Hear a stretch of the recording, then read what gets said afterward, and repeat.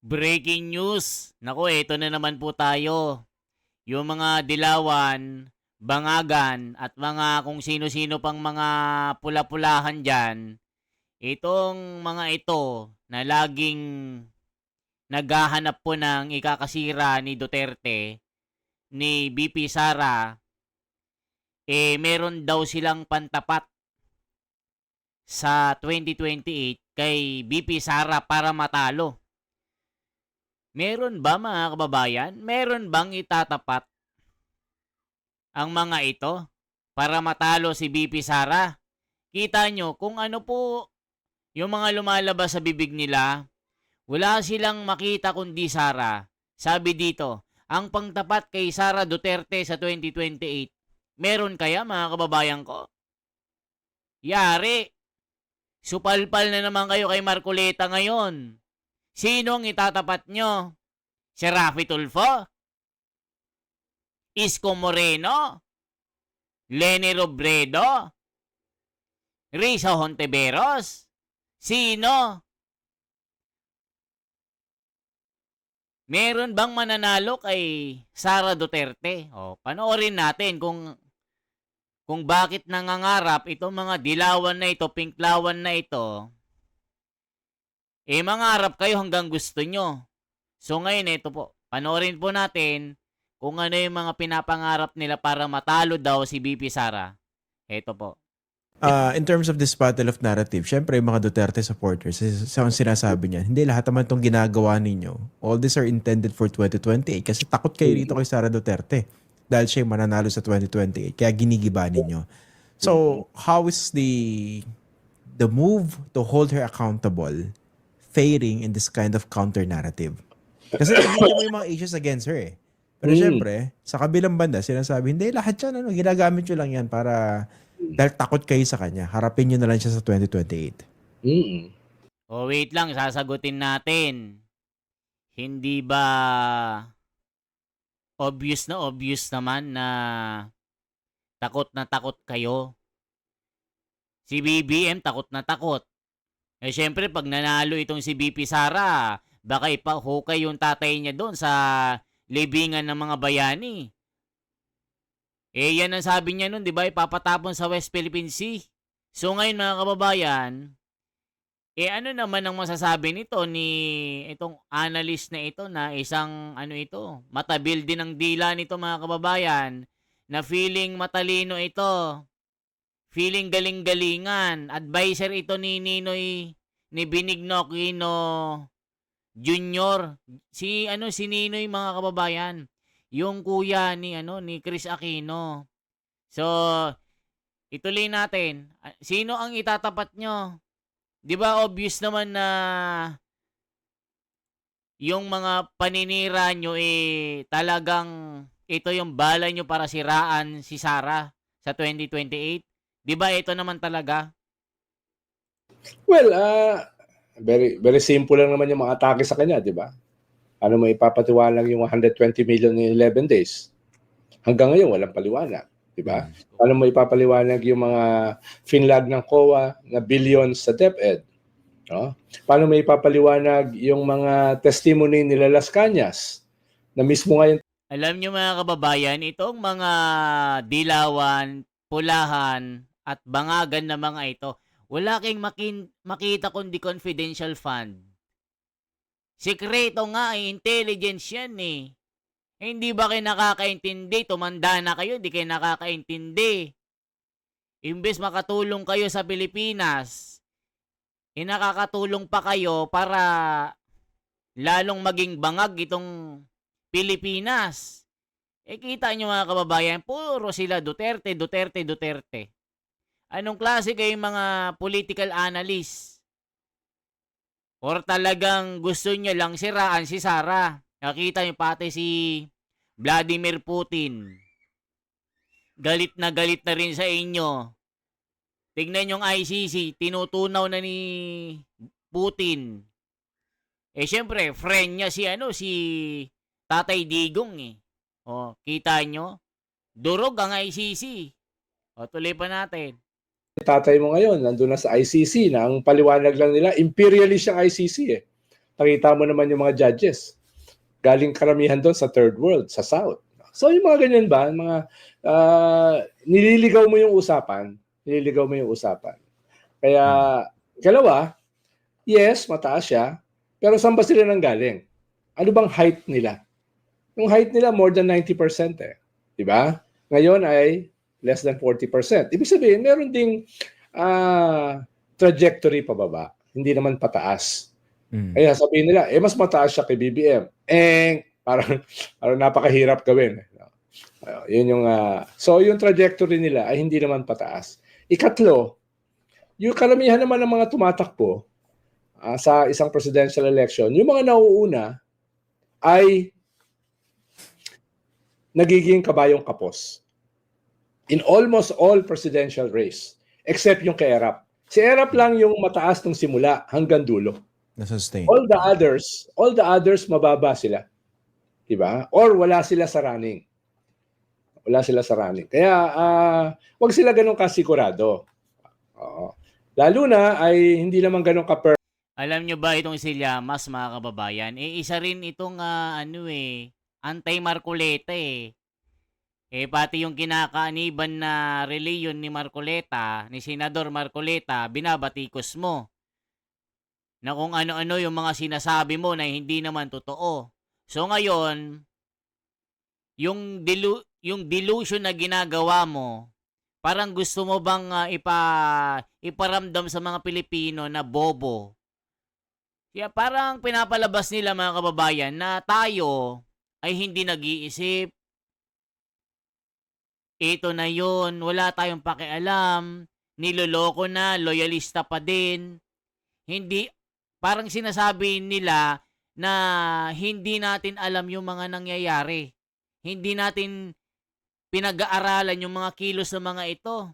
Kita nyo naman ang mga ito, mga kababayan, ang ginagawa nila kay Sara. Ayan, naglabasan sila Madriaga. Na bagman di umano. Kita nyo naman. Kausap ni Trillanes, kausap ni De Lima. Kita nyo naman yung history ng tao. Ang daming kaso.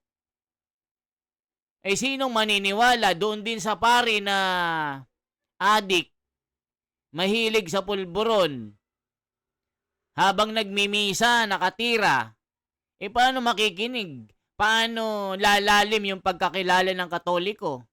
Paano magiging makadiyos yung mga nagsisimba kada linggo kung yung pari na nagsesermon, na nagsasalita sa harapan mo, dilat na dilat ang mata? Saan ka nakakita ng ganun? Mr. Llamas, ba't hindi mo batikusin yung pare? Hindi mo batikusin yung bilyon-bilyon ang ninakaw? Ba't pura ka kay Sara? Duterte. Gusto nyong tibagin, kaso kahit anong gawin nyo, matatalo kayo. Wala kayong may pantatapat kay Sara. Sa totoo lang, kahit magsama-sama kayo. Si Bam Aquino, nako, lukdit. Lukdit nyo. Alam nyo yung lukdit? Ilocano yun, parang, sino ka? Lukdit mo. Lukdit. Malalim na Ilocano yun, mga kababayan. Lukdit mo. Lukdit mo. Ganun yung expression yun. Halimbawa, nagsasagutan kayo. Hindi nagpapatalo yung kadibate mo. Sasabihin lang, lukdit mo. Aging lalaing ka. Kasla kamit, nalaing, saan mit? Nakaduldul-dug kamit, aging lalaing kamit latta. Nakadadote ammom, ngimawan mit latta. Di ba, mga kababayan? Tignan nyo yung mga ito. Akala nila may naniniwala pa sa kanila, iilan na lang kayo. Kaya nyo lang nagagawa ito kasi kayo yung nasa kapangyarihan. Yan po ang nangyayari. Tignan nyo si Marcoleta. Napakatinong politiko. Napakaganda ng track records. Nung tumatakbo bilang senador, sinasabi nyo, hindi mananalo, walang karisma. hindi iboboto ng taong bayan. O anong nangyari? Senador na. Tapos ngayong senador naman, sinisiraan nyo pa. Kasama ni Marcoleta. Kasama ni BP Sara. O ngayon, nung impeachment, sinasabi nyo, binabaliktad nyo, na itong desisyon ng Korte Suprema, mali. O isipin nyo, nagmamagaling pa kayo. Lukdit mo. Lukdit. Diba? Lukdit. Magaling ka. Tuturuan mo yung mga hukom doon, nag-aral yon. Labag sa batas itong impeachment na ito. O ngayon, sasabihin nyo na naman, paano pa sisinungalingan ni BP Sara itong confidential fund? Oy, mag-isip-isip ka, Mr. Llamas. Bilyon, trilyon po ang nanakaw ng gobyernong ito. Yung PhilHealth, hindi mo binabatikos. Labag sa batas yung pagtatransfer nung pera ng PhilHealth papunta ng National Treasury. Labag yun sa Constitution. Maaaring makasuhan ng plunder si BBM at saka itong si Recto na ito. Ano, may say ka ba doon? Wala. Yung mga tinukoy ni Gutesa, mga tinukoy ni Saldico, may say ka ba doon, Mr. Llamas? Wala. Ang bukang bibig mo, Mr. Llamas, Marcoleta, tinitira mo, pinapabagsak mo. Ngayon, si Sara naman, lagi kang confidential fund. O, tignan nyo, yung confidential fund. Si De Lima pala ang may atraso. Unliquidated. Kung hindi ako nagkakamali, sabi ni Marcoleta, 125 million unliquidated, walang resibo. Samantalang si Sara, malinis ang kanyang papel. Financial statement niya, malinis. Sa COA, o saan ka pa kukuha ng magpapatunay kung di COA lang? O sasabihin mo na naman, billion ang nawala sa education. Paano mo mapapatunayan yan? Sa COA nga, wala nga kaso eh. O, tignan nyo mga ito. Tuloy natin. Perfect ang mga survey firms. Of course, some are more perfect than others. Baba sila. Diba? Or wala sila sa running. Wala sila sa running. Kaya, wag sila ganun kasigurado. Lalo na ay hindi naman ganun ka-perfect ang mga survey firms. Of course, some are more perfect than others. Pero nakikita rin natin, nagkakamali rin ng mga survey firms. Halimbawa, ito lang eh. Ang laki ng undecided. Almost 40%. What does that mean? Diba? Okay. Tapos, kung bibilang mo pa yung mga anti-Duterte, di mga 2/3 yun. Okay. Hindi mo sinasabi na 1 + 1 = 3. Sinasabi ko lang ay bilog pa yung bola. Bilog pa Nandun yung yung potential. Nandun yung potential to come up with a strong O, kita nyo mga kababayan, ipinapakain po sa taong bayan na si Sara ay babagsak. Ngayon pa, kung anong ginawa nyo kay PRRD, o may say ba kayo kay PRRD, na pinagkaitan ng hustisya, illegal ang pagdadala doon sa ICC, hindi man lang nilitis sa Korte Suprema ng Pilipinas. Idineretso agad ng mga bangag itong si Tatay Digong without the due process of law. The court in the Philippines. Di ba mga kababayan? O, may imik ba kayo doon? May say ba kayo doon? Kasi nga, gusto nyo rin mawala ang mga Duterte. Gusto nyong makaupo yung mga dilawan, sila Risa Hontiveros, sila Bam Aquino. Ipantatapat nyo si Risa Hontiveros. 0.3 nga yata ang ano niyan. Ang survey niyan, si Sara 33%, si Rapi Tulfo ang baba-baba. Ang matataas yan si Marcoleta at saka si Bongo. Kayo, wala yung mga manok nyo, sirang-sira na kasi. Dahil nga sa pinaggagawa nyo, tapos itong gobyernong ito, puro korap. Naku po, mga kababayan ko. Nakakaloko. Tapos bali-balita, 90 billion yung insertion. Pang-budget daw sa impeachment ni Sara. Ay, nako po, mga kababayan ko. Kakaloko na ito. Contender against her. Pero nga yung point ko, no? Puntahan natin yan sa Nedo. Madalas naman natin napapag-usapan yan miski offline, no? Okay. Nandun yung opportunity to harness a strong contender against a vice president. Pero at this stage, no? Malapit na yung 2026. Meron po ba kayo nakikitang strong or earnest effort to come up with a strong contender? Kasi nga, if not, the country will be stuck with someone like Sara Duterte, incompetent with a lot of issues against her.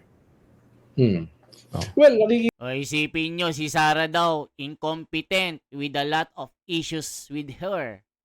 So ibig sabihin mga kababayan, ang gusto nilang maupo, itong ang mga kampo ng Dilawan, kampo ng Pinklawan, sino? Si Leni Robredo.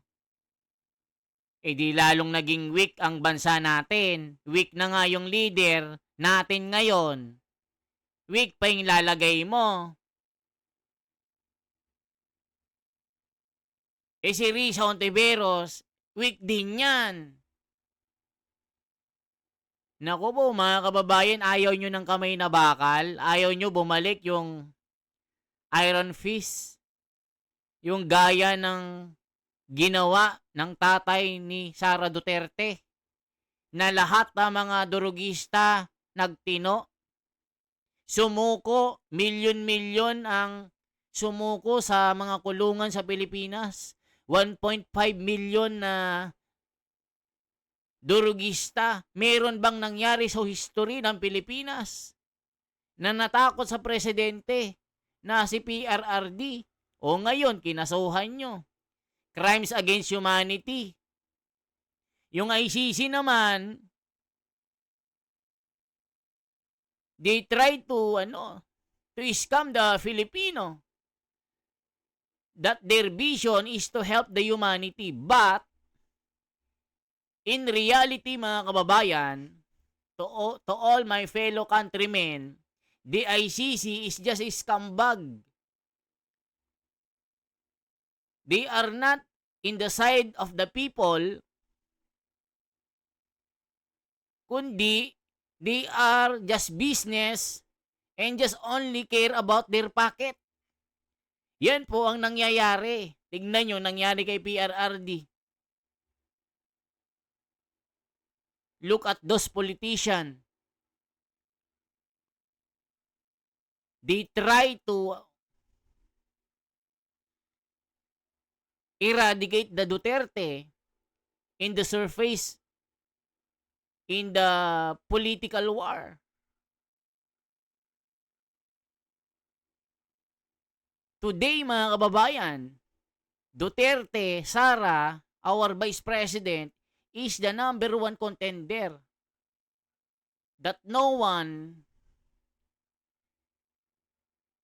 will win. Nobody can beat Sara Duterte in the year 2028 when the presidential election is coming. Even Marcoleta, when he decided to become the vice president, how would you look at this? Di ba mga kababayan?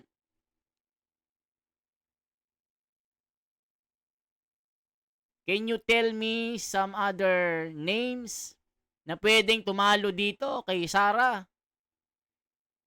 Wala akong makita. Si Isko Moreno? I doubt it, mga kababayan.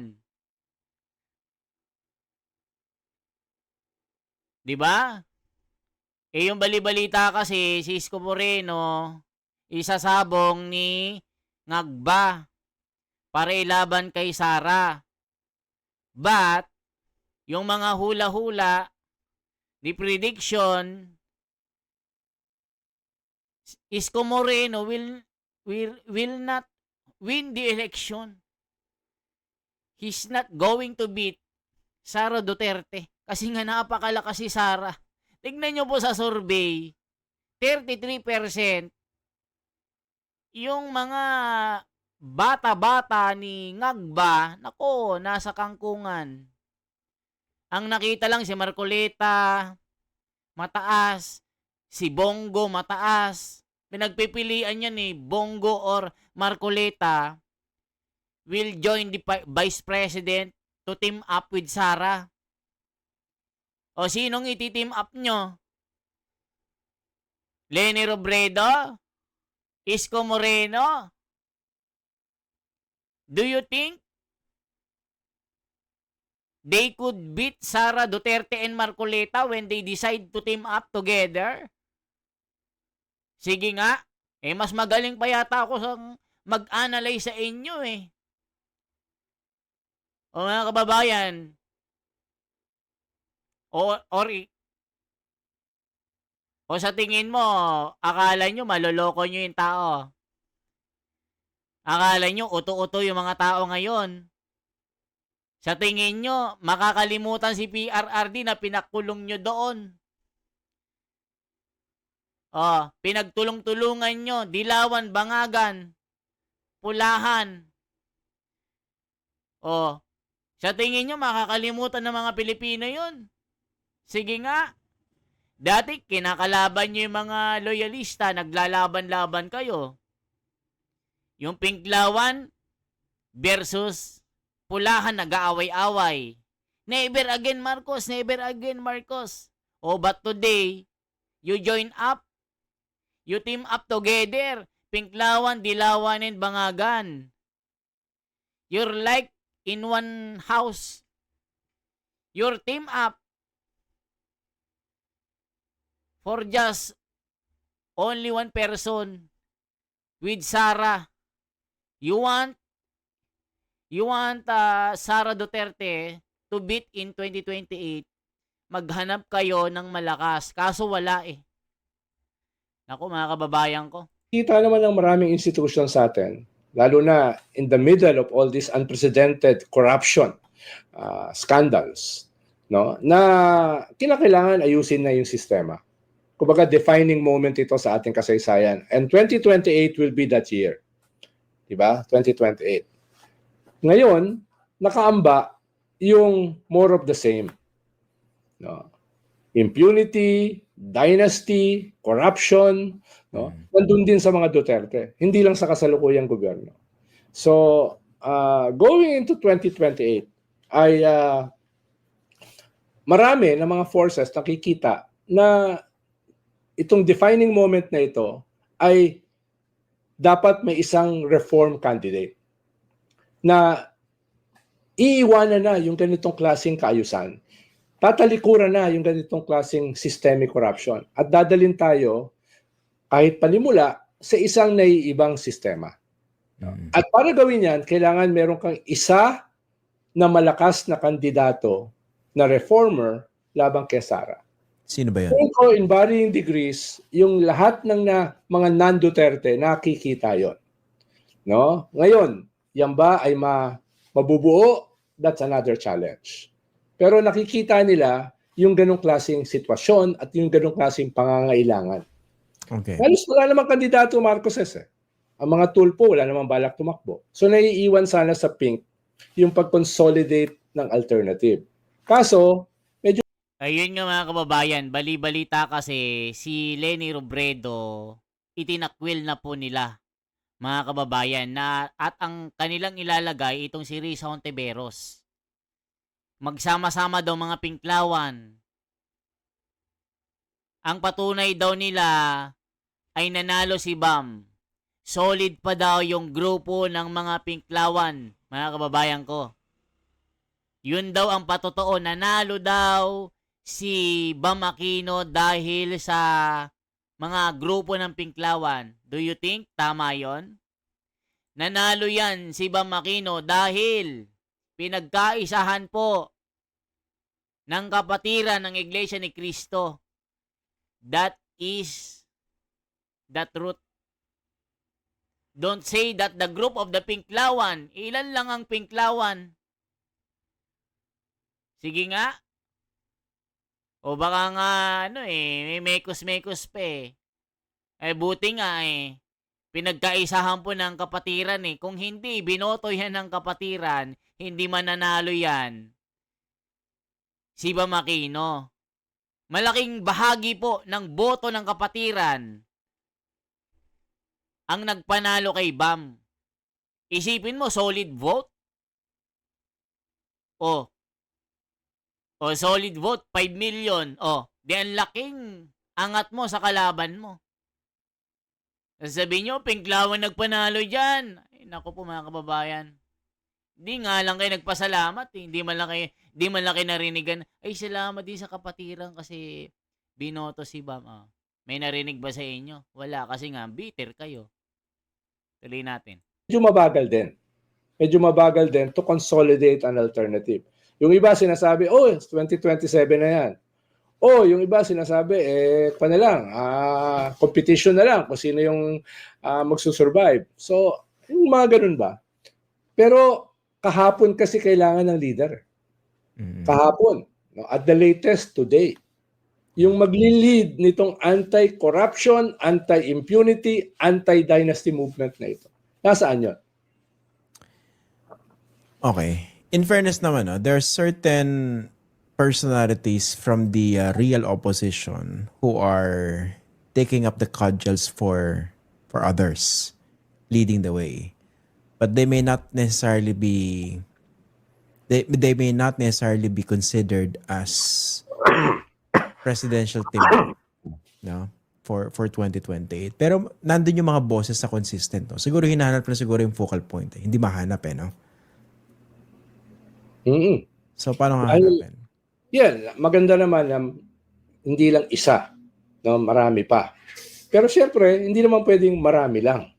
Kailangan sino yung lalaban sa 2028. Dapat ngayon pa lang mag-lead na siya. Hindi sa 2027 or 2028. Ngayon pa lang. No? Lalo na naghahanap yung mga tao, yung mga kabataan, hindi yung mga usual suspects na dati nang nagmamarcha at sumisigaw. No? Naghahanap sila, sino ba yan? Yeah. Or else baka pumunta sila sa iba't ibang mga pretenders or sa mas mga mahihina na hindi unifying, no? Or maging bumalik sila sa kanilang apathy, sa kanilang indifference. Wala naman palang gusto uwi na lang kami. O kaya planuhin na lang namin yung aming pagmamigrate. Or bahala na kayo. So yung ganun ba, yung optimism, yung idealism, yung outrage, baka kung saan mapunta kung walang mag-feel ng vacuum. Yun ang sinasabi natin. Sige, pag-usapan natin yung mga possible contenders, no. So maraming umaasa sa mga sa hanay ng mga pink na si former Vice President Leni Robredo would still run for president in 2028. Tapos nandun pa rin yung, of course, si Senator Risa Ontiveros. May iba pinapalutang si Senator Bam Aquino because of his very surprising and strong showing in the 2025 senatorial election. Okay? Iba pinupush si Vico Soto pero kulang pa no? Hindi siya qualified in terms of age, I think by a few months only. Isang buwan lang. Isang buwan lang pala. Ayang. So yan. Tapos syempre, pag tinanong natin ibang mga nasa hanay ng oposisyon, they have other ideas. Tingin ko naman yung mga pink leaders all of them are capable, especially yung apat. Leni, Bam, Risa, and Kiko. Kailangan lang nila mag-usap. Sino ba yung best na pwedeng tumapat kay Sara? Sa iba't ibang combinations. Para Nako po, Mr. Llamas, Christian Isguera. Do you think that Kiko beat Sara Duterte? Even Bam and Risa Hontiveros? Galing-galingan nyo sa Picos Machine. Alam nyo, matatalo lang si Sara Duterte sa Picos Machine. But,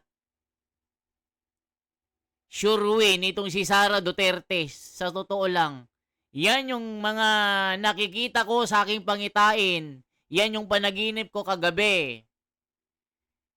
Na itong sinasabi mo na si Kiko, Leni Robredo, Bam Aquino, and Risa, kahit magta-tie up pa ang mga yan, mag-submerge pa ang mga yan, hindi matatalo si Sara. Picos machine lang ang ano nyo, ang pag-asa nyo sa totoo lang. Pag-galvanize sa anti-corruption movement, sino ba yung pwedeng in terms of toe-to-toe, ratings to ratings, sino ba yung best, no? Kita nyo, anti-corruption daw, pero yung isa dyan, ang daming insertion. Pag sa kabila, sa minority, sasabihin niya insertion. Pag sa kanya, amendment. Nakita, ang daming ano. Ganun pag minority. Tignan mo, nakipag-away pa kay Katon Ying, sasabihin niya fake news. Ang daming resibo na nilabas. Ang daming in-insert na project ito. Di ba pag may nga insertion, may commission. Sasabihin mo, anti-corruption. Nako po, delusion naman kayo. Sino ba yung acceptable sa isang broader constituency kung one-on-one lang ang labanan? So may mga ganong variables na pag-uusapan. Yeah. So, tingin ko naman na they can get their act together. Ayun lang, they lack the luxury of time. Hindi yan pwedeng 2027, hindi yan pwedeng late 2026. Yan mga kababayan ko. Mag-comment kayo. Mananalo ba si, halimbawa nagharap, naglaban, si Risa Hontiveros ang pagbobotohan nila na ipantapat kay Sara. Sa tingin nyo mananalo si Risa Hontiveros? O halimbawa si si Nanay Lenny, do you think mananalo siya kay Sara Duterte? O Kiko, di lalo nang nilumpo ni Sara yan. Sino ilalaban yung Vice President? Kay Marcoleta pa lang, kay Bongo pa lang, tapos na kayo. Sino ilalaban nyo? Kung wala si Sara, Isko Moreno pwede. Itapat nyo si Bam Aquino, nako. Cannot be reached. No signal.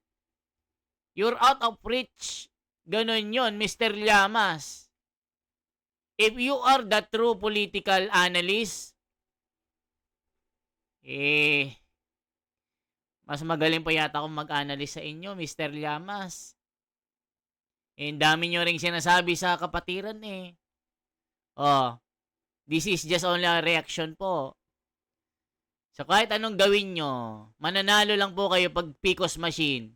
That's a sad story. Mga kababayan, yan lamang po ang ating pasabog. Isang like, isang share po, at isang subscribe. I-comment nyo po kung saan po kayo nagre-react, saan po kayo nagko-comment, anong location nyo. At re-replyan ko kayo isa-isa. Okay po mga kababayan? Salamat po kasi The Wonders Philippines. Paabutin nyo po ng 500,000 yung subscriber natin para mas marami, mas maganda, mas masaya. Pasabugin nyo ng comment dyan sa comment section natin. Okay po? Para mag-usap-usap tayo kasi nagre-reply po ako. Okay po? Magandang gabi po sa inyong lahat.